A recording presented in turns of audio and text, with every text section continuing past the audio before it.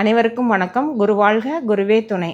இப்போ நம்ம பார்த்துட்டு இருக்கிறது வந்து குருவை பற்றிய ஒரு விளக்கங்கள் பார்த்துட்ருக்கோம். குரு 4ஆம் இடத்துல இருக்கும்போது என்னென்ன பலன்கள் அப்படின்னு பார்க்கலாம். 4ஆம் இடம் என்பது தாய் வீடு, வாகனம், சுகம் அப்படின்னு சொல்லக்கூடிய ஸ்தானம், நிரந்தர வருமானம்னு சொல்லக்கூடிய ஒரு விஷயம்.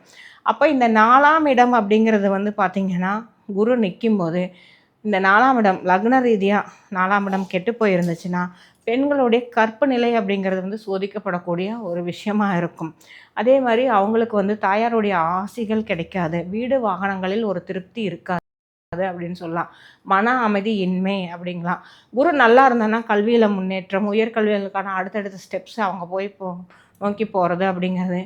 அவங்க வந்து ஒரு அரவணைச்சு போவாங்க. தன் குடும்பத்துக்கே அவங்க தான் வந்து ஒரு அரவணைப்பு அரணா இருப்பாங்க, தூணா இருப்பாங்க. 4ல குரு இருக்கும்போது. அப்புறம் அதே மாரி பார்த்திங்கன்னா, அவங்களோட உணர்ச்சி வசப்படுதல் அப்படிங்கிறது அவங்களுக்கு வந்து ஒரு நெகட்டிவான விஷயமா இருக்கும். அவங்க என்ன அப்படின்னா, அதிகமா வந்து தன் குடும்பம் மேலே பாசம் பற்று வச்சு, அதனால் காயப்பட்டு தன் உணர்ச்சியை வெளிக்காட்டிக்க முடியாமல் தனக்குள்ளேயே அழுகக்கூடிய கேரக்டராக இருப்பாங்க.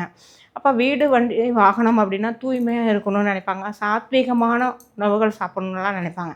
இதிலலாம் கொஞ்சம் பிரச்சனைகள் வரும். அவங்க வந்து பார்த்திங்கன்னா, மோஸ்ட்லி இந்த 4ஆம் இட குரு ஸ்தான பலத்தில் லக்ன ரீதியாக அசுபர் வீட்டில் இருந்துட்டாருன்னா கொஞ்சம் கவனமாக இருக்கணும். இவர்களுக்கு வந்து உறவுகள் நிலையில் வந்து பலவிதமான சிக்கல்களை உருவாகும். கற்பு நிலையில் வந்து ஒரு ஆணாகட்டும் பெண்ணாகட்டும் ஒரு தவறான விஷயங்கள் நடக்கக்கூடிய வாய்ப்புகளை உருவாக்கும். மேலும் பல பலன்கள் அறிய 17/6/2026 அன்று நடைபெறக்கூடிய வகுப்பில் கலந்து கொண்டு எல்லாரும் பயனடைங்கள். நன்றி, வணக்கம். வாழ்க வளமுடன்.